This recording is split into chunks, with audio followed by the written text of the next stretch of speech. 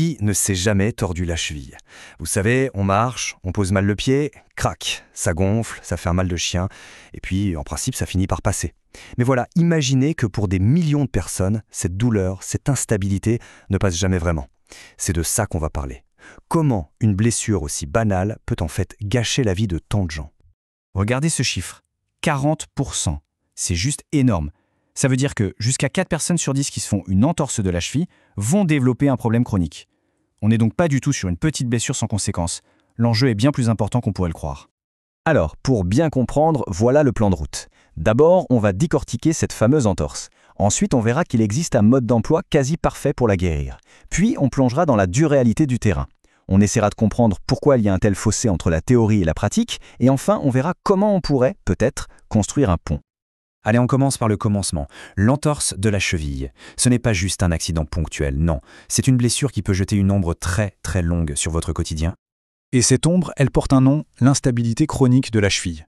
C'est cette sensation hyper désagréable, cette peur constante que la cheville ne soit plus fiable, qu'elle puisse vous lâcher à tout moment, et hop, c'est reparti pour une nouvelle entorse. Le vrai danger, c'est que ça peut démarrer un véritable effet domino. L'entorse initiale mène à d'autres entorses qui installent cette instabilité chronique qui, à son tour, peut user l'articulation et provoquer de l'arthrose bien avant l'heure. Le but du jeu, c'est donc de stopper cette cascade dès le début. Heureusement, et c'est la bonne nouvelle, on a les outils pour éviter ça.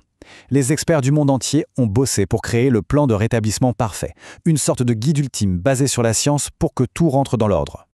Et attention, ce plan, il ne sort pas de nulle part.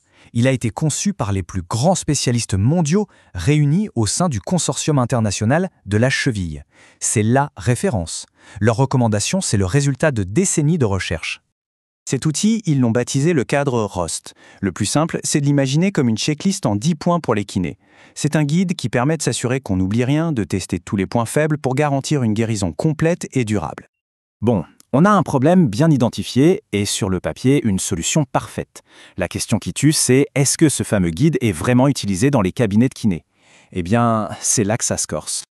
C'est précisément ce qu'une étude a voulu savoir.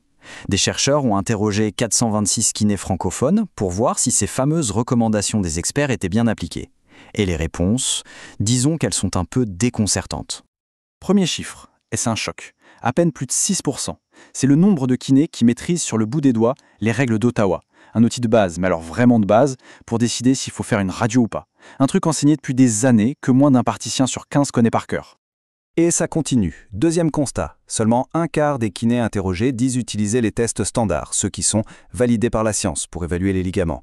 Les 3 autres quarts, eh bien, ils préfèrent utiliser leur propre méthode, des tests un peu modifiés dont on ne connaît pas vraiment la fiabilité.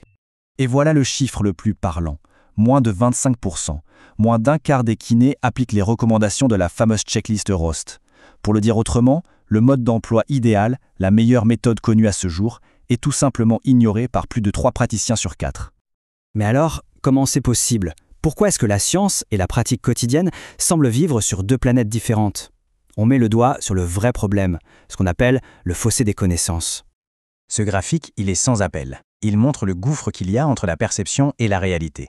En moyenne, les kinés interrogés s'attribuent les notes d'expertise de 7 sur 10. Pas mal, non? Sauf que dans les faits, on l'a vu, moins d'un quart applique les bonnes pratiques. Le décalage est juste énorme. L'étude révèle aussi une confusion assez répandue. Beaucoup de praticiens peinent à bien faire la différence entre les problèmes mécaniques, en gros quand c'est l'articulation elle-même qui est abîmée, et les problèmes fonctionnels, quand c'est plutôt la commande nerveuse, l'équilibre, la force qui sont touchés. Et si on ne traite qu'un seul de ces 2 aspects, la rééducation est bancale. C'est le chaînon manquant. Ce problème a un nom technique, le transfert des connaissances. C'est tout le chemin que doit parcourir une découverte scientifique pour arriver jusqu'au patient, dans le monde réel. Et là, clairement, ce chemin est cassé. Alors pourquoi ce chemin est cassé?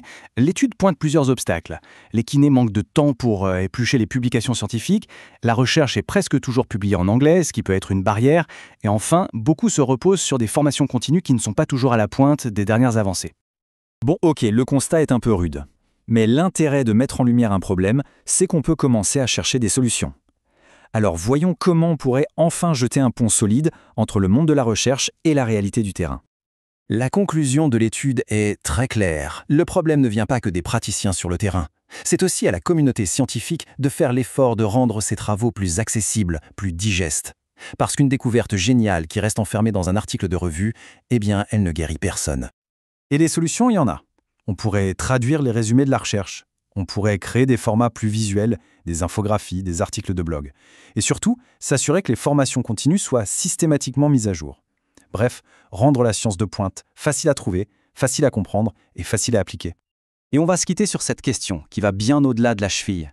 Si un tel décalage existe pour une blessure aussi fréquente, imaginez un peu pour d'autres pathologies. Dans combien d'autres domaines de la médecine, un savoir qui pourrait changer des vies se perd en route, simplement perdu dans la traduction. C'est une réflexion essentielle pour l'avenir de la santé de tout le monde.